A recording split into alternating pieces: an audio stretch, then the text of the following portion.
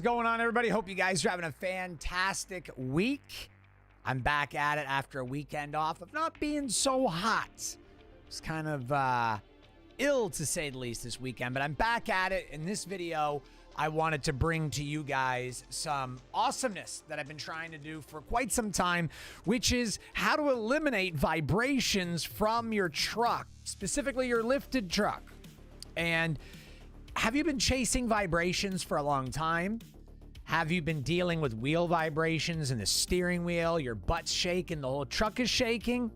Well, I'm going to tell you guys how you can fix that. And not only how you can fix it, how it's relatively going to be easy, not too expensive at all. And I'm going to explain why it's happening too. We're going to do that. We're going to explain why it's happening. Appreciate that. Mopar, Randy, you probably haven't seen me with the new do. That's probably why. So here's where we're going to start with things. Why does your truck have a lifted why does your lifted truck, have a vibration or vibrations? Well, here's how you determine where the vibrations are coming from. If they're in your butt or the back seat, they're coming from the rear of the truck or the drive shaft. If they're coming from the front, it's probably a CV axle in the front or your tire balance. If you have vibrations, but your steering wheel does not shake, you most likely do not have a vibration in your wheel balance, but you still could. So we're going to dive right into it right now. We're going to start off with the number one culprit, tire balancing. A lot of people think just taking your tires off and balancing them and putting weights on them or static balance them is a way to go. It's not. You have something called a road force. When you road force a tire, it measures the high and low spots of the wheel and the tire so that you can rotate them perfectly to fit the high spot on the wheel with the low spot of the tire. Like imagine the wheel has a bump in it like this and your tire's got a groove in it like that, which is way bigger. They're gonna fit together basically, like a puzzle. But there's more to it than that. When you have vibrations in a tire balance, you have your first, second, third, and fourth harmonics. And typically that harmonic is measured in thousandths of an inch, 0.02, 0.04. You do not want your primary harmonic to equally divide into your secondary harmonic. Meaning if your primary harmonic measures a 0.02, you don't want your secondary harmonic to measure a 0.04. That means it divides equally, and that is the reason why you will probably have vibrations that are pretty nasty. Now, the road force machines will give you this information. They'll tell you to rotate the tire, and then you'll get to a spot where your primary harmonic will say be 0.03 and your secondary will be 0.05. 3 does not divide into 5, therefore you eliminate harmonic vibration, which means your road force balance on the tire will go down significantly. Typically in a car like a Porsche or a Hellcat or a Mustang, something that rides really smooth, you want 10 or below on your inch road force pounds, which is a little spring on the right side of the balancer. I'll show you a picture. And what that does, it measures road force by inch pounds. A lifted truck can typically get away with 20 and you won't feel anything because you're typically running 33s, 35s, 37s, 38s, 40s, hell, even 42s. Anything over 33-inch tires, you won't feel anything below 20. You definitely are not going to feel 15 on a lifted truck tire. So most trucks today are running around 40. Yes, 40 inch-pounds of road force. And even a lifted truck will feel that. It'll make the truck shimmy. So get that checked first. And try to stay away from weighting your tires with beads. You don't want to run beads in the insides of your wheels and tires unless you're running larger than 40s. It's just not the way to go. Long story short, not going to get into that today, but you really want to balance properly with weight and road force. Once you've eliminated that possibility, your drive shaft could be needing some balancing work. Remove your drive shaft, take it to a drive shaft shop that specializes in balancing, and put it back on.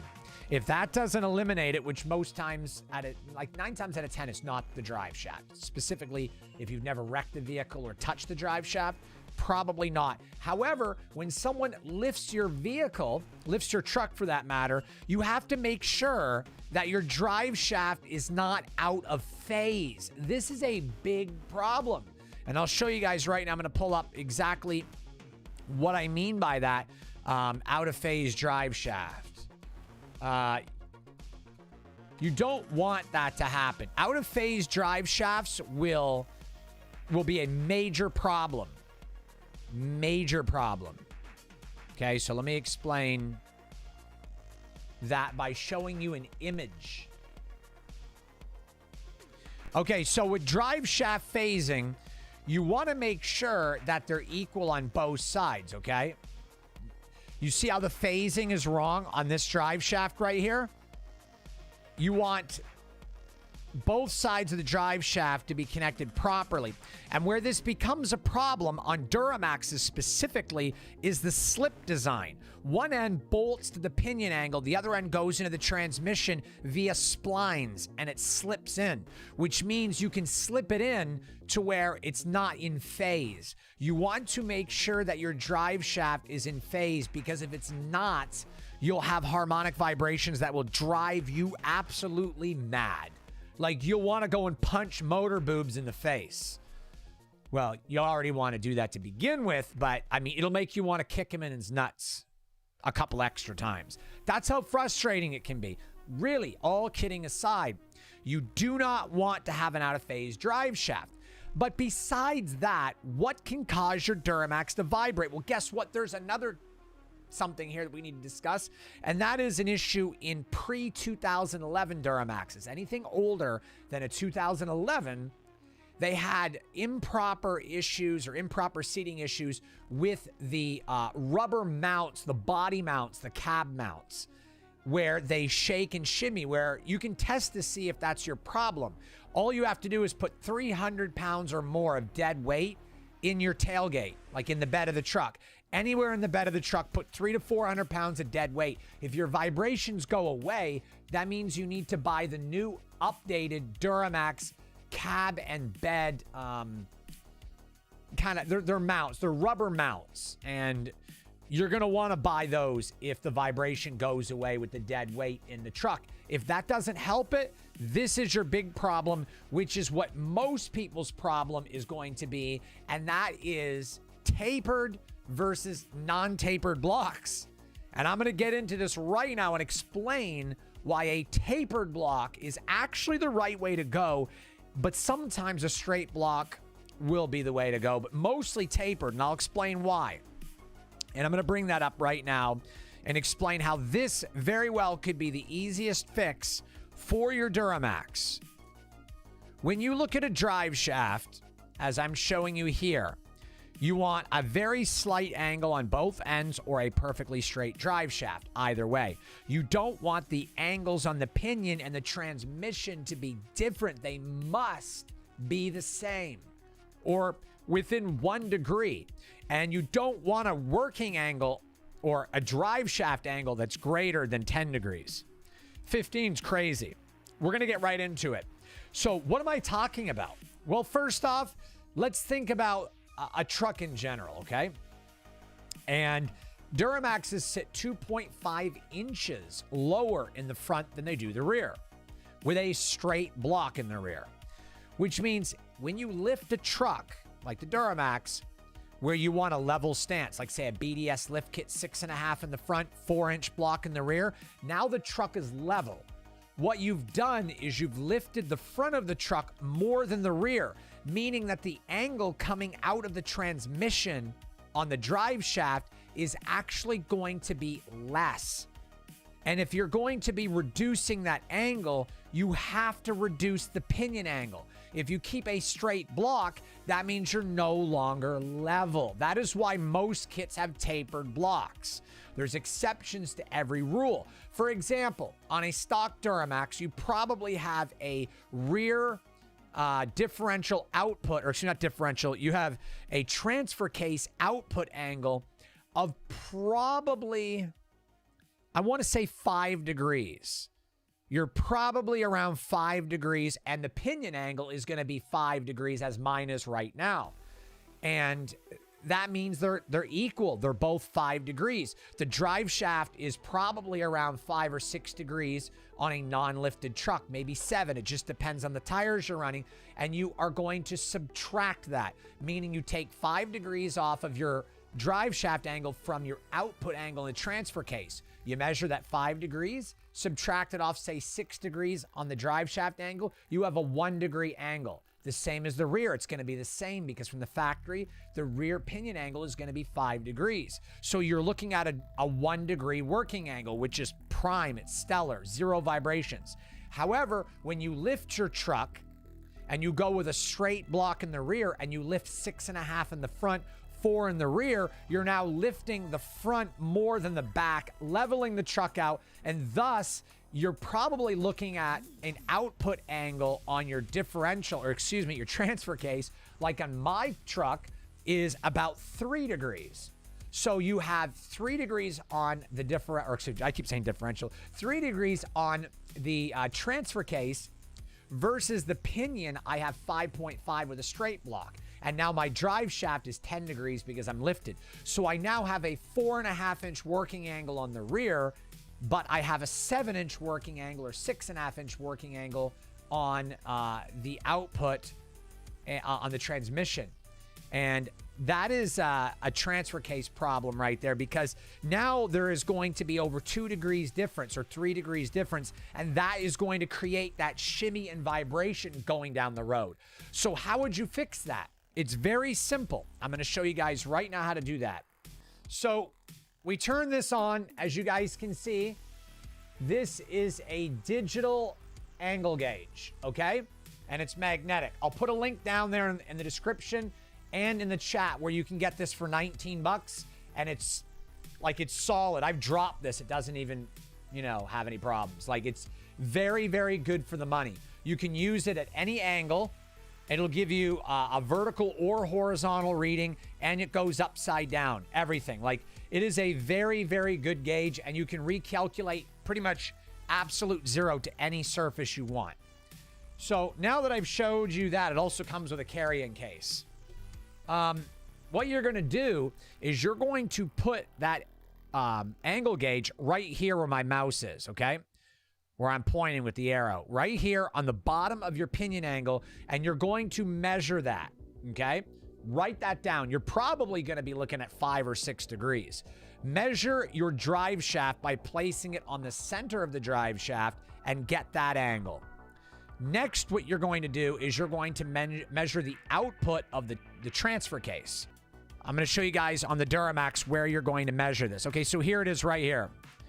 This is a Duramax transfer case. You're going to measure on the top up here, and you're going to get that angle. If you have vibrations, I guarantee you that your degree of angle on your transfer case is going to be more than 2 or 3 degrees different than your pinion angle, okay? I guarantee it. That's why you have vibrations. So what you need to do is you need to change to a tapered block. The reason for this is, like I said, because what a tapered block is going to do, let me show you what a tapered... Okay, so what happens with a tapered block typically is a straight block is the same across. A tapered block gets smaller. It's not as tall in the front. And what happens is it causes your pinion angle to go up, to clamp down on the angle further. I don't think there's a diagram here. Tapered lift block. Let me see if I can show you this. There we go. See the tapered block right here? See how it tapers down? And what you're going to do is, like I've been explaining, is see this pinion angle right here? By putting a tapered block in here, this pinion angle is going to go up. It is going to go upwards. Okay, so it's going to basically go up like this. And what's going to happen is when that pinion angle goes up, the angle is going to decrease. Or when the pinion goes up, the angle will decrease.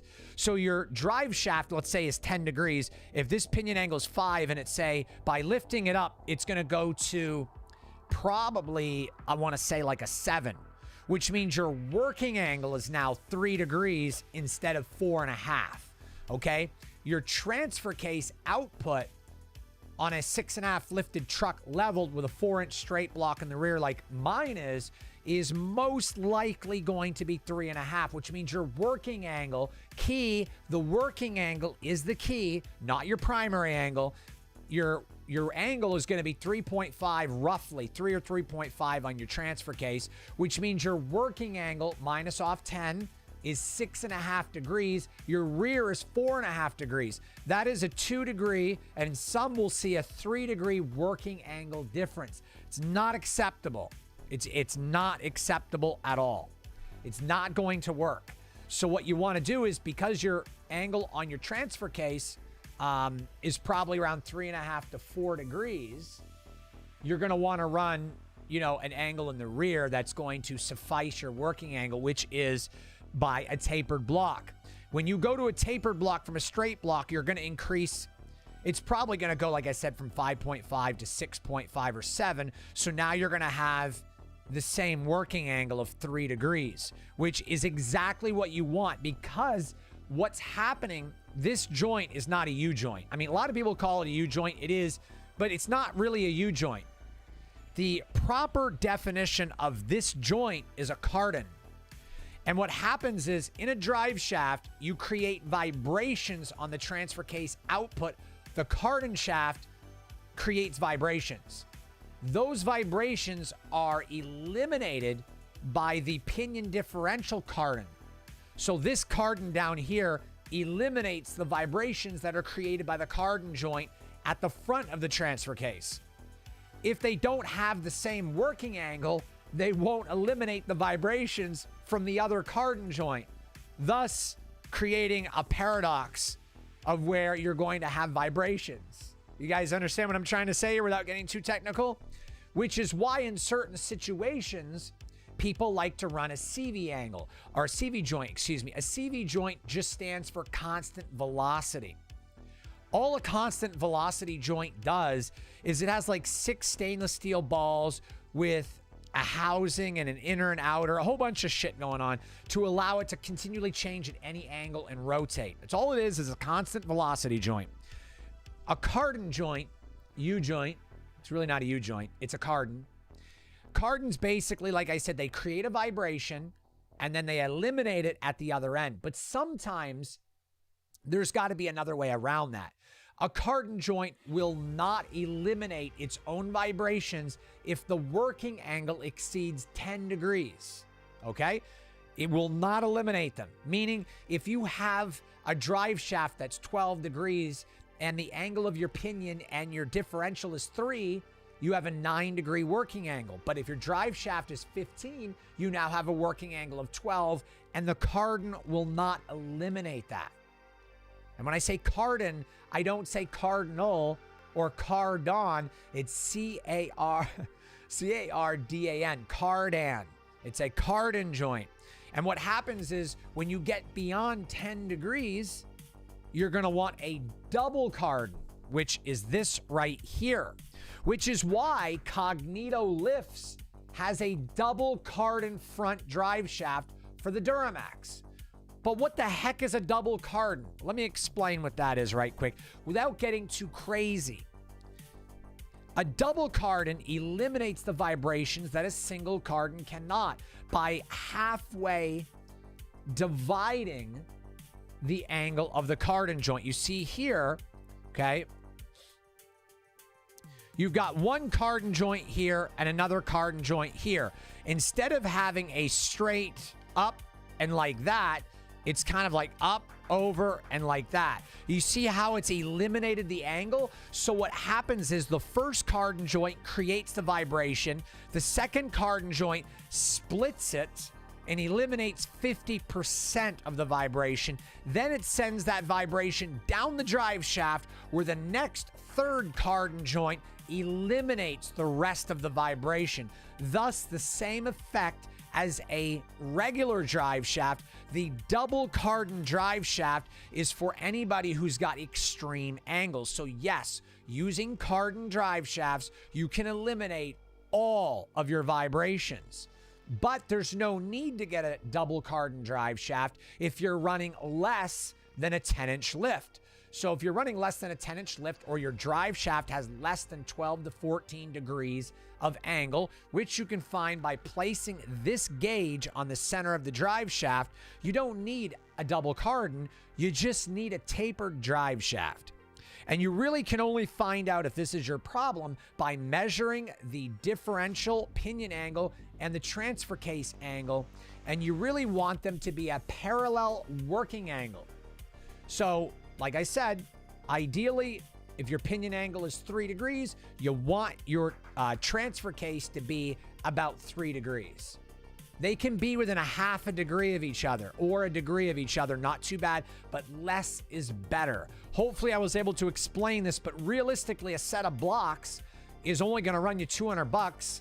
And I'm going to do a video on how to change your blocks in your driveway very easily. But this is a problem that can be fixed for about $200. No sense in chasing crazy vibrations any further than you need to. You need to check your drive line angles. If you have a greater than a 10-inch lift, check your drive shaft. It's probably looking at 15 degrees, which means the angle on your transfer case is probably decent. 3 degrees still. Your pinion angle is probably 3 degrees, but 3 off of 15 is 12. Now you're running a 12-degree angle. You might need a double cardan drive shaft. So hopefully this is going to help you guys out. Hopefully I was able to at least explain this in a good way. I'm going to go ahead and try to read comments so this way I'm not missing anything here. But that is the gist of how to eliminate drive shaft vibrations from a lifted Duramax. You know, I wanted to put this out there. I'm going to go over to the game channel. Got to get the stream going. So I appreciate you guys stopping in. Hopefully I was able to help you guys out on vibrations. Share the video, like, comment. If you haven't already subscribed, check me out on Facebook, Real Joseph Corey live game stream. We're headed over there now. I wanted to put this out there to help you guys. A lot of truck content coming. Yeah, and we'll catch you guys Thursday, 7 p.m. driveway talk. Be here. It's going to be a lot of fun. Podcast every week. And pretty much anything goes. But that's going to do it. Thanks so much to everybody for stopping in. I really appreciate it. You guys are the best. Stay safe. Be well. See you guys over in the live game stream in about 15 minutes. Peace out, guys. Thanks for stopping in. I'm out. Bam.